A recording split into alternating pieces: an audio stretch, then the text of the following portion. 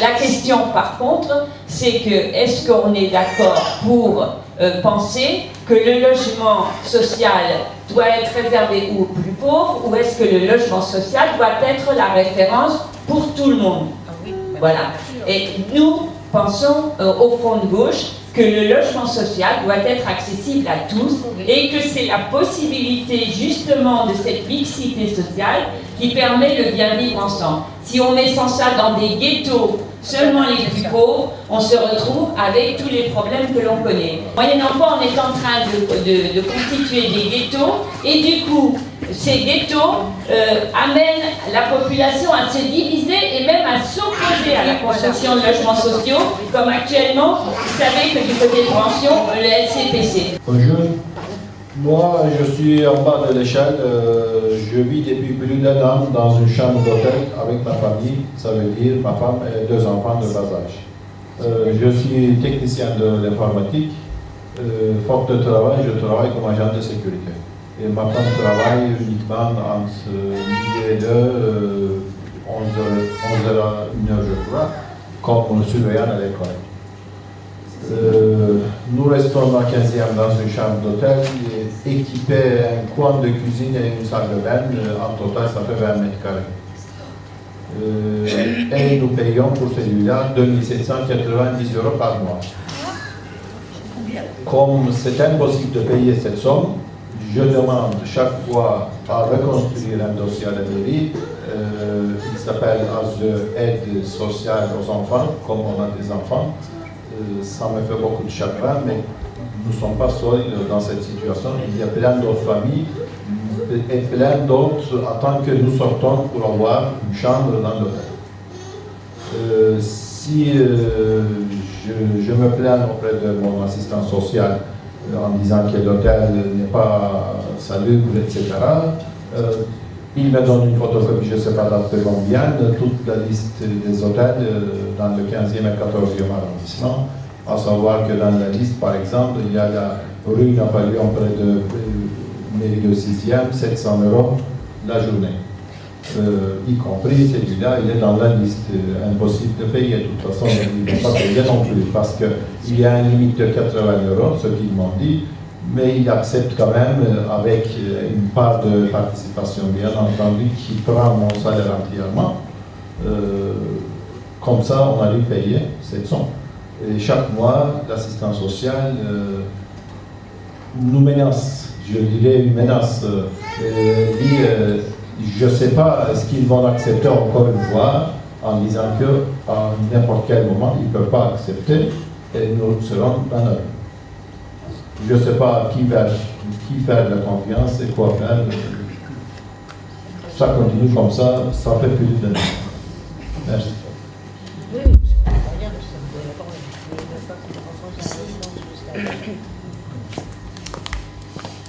Bonsoir à vous tous. Donc d'abord je commence par rendre hommage au propos de Messieurs Mélenchon dans les films que nous avons vus, puisque j'ai assisté personnellement à ces films, c'était dans le cadre d'ailleurs du meeting Nudal, et qu'on avait organisé sur un point des Champs-Élysées. Je suis passée hier matin avec Mélenchon sur Europe 1. Bon, pas évidemment été avec lui présent physiquement, mais je me suis fait interviewer et lui, il a répondu là-dessus. Il avait d'ailleurs annoncé qu'il allait, s'il a lu effectivement, qu'il allait annoncer, comme dirais-je, qu'il allait constituer une loi, une espèce de moratoire sur les expulsions. Alors, ça me permet de rebondir sur mon cas personnel avant de passer la parole à mon camarade. Et j'ai 23 ans d'inscription de logement social à la mairie. J'ai un dialogue favorable qui a été également reconnu prioritaire par le tribunal administratif et qui évidemment qui a ajourné le préfet sous la strate, etc. Ma question est très pointue. Je voudrais savoir au nom de quoi et au nom de quel droit et un jugement d'expulsion de tribunal d'instance vaut plus qu'un jugement de tribunal administratif qui avait ajourné le préfet. Ça, c'est ma première question sur le plan purement juridique. Deuxièmement, votre réunion de ce soir tombe bien, puisque je vous rappelle que nous sommes le 13 mars et le 15 mars, les expulsions.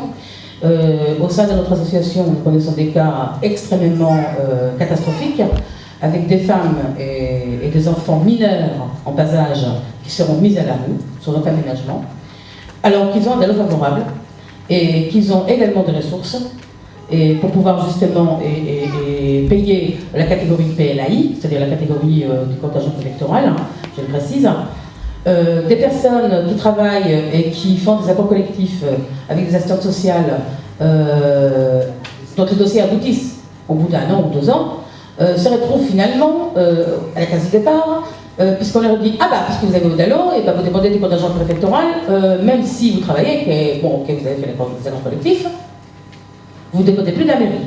Donc c'est la balade éternelle entre les maires et les préfets et les maires pour noyer les poissons. Alors, ce qui est catastrophique encore plus que cela, c'est que nous avons, au sein de l'association, des dossiers, des avis favorables, je parle bien des avis favorables, et des DALO, qui datent de 2008, qui n'ont toujours pas été logés. Et quand on a interviewé M. Apparu, il disait que justement, 95% des demandes DALO aboutissent en région, enfin à Paris et en région de l'Île-de-France.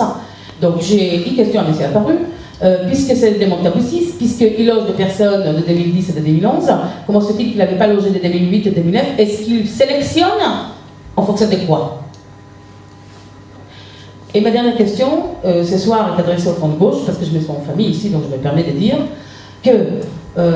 attention, je prends ta petite voix en disant attention, il y a certaines mairies, il y a certaines circonscriptions dans lesquelles les Fronts de Gauche a son mot à dire, et malgré tout cela, les expulsions s'effectuent. Donc je dis attention, attention, attention, il ne faut pas que notre famille, c'est-à-dire les Fronts de Gauche, nous trahissent et qu'ils signent des avis d'expulsion avec les maires en place.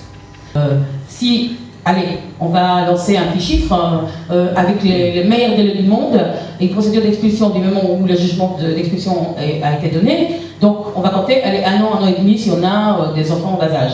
Et la procédure de DALO, une dame justement qui a obtenu sa décision favorable en 2008, et nous sommes en 2012, et qu'il y a qu'en 2012 qu'elle obtienne justement la demande indemnitaire. C'est-à-dire que bon, ça s'est passé combien d'années? Elle a déjà eu l'occasion, elle a déjà justement eu le luxe de se faire expulser, de passer d'un hôtel à un hôtel, et pourtant c'est quelqu'un qui travaille. Elle a du mérite de pouvoir tenir encore à son travail de pareilles circonstances avec ses enfants.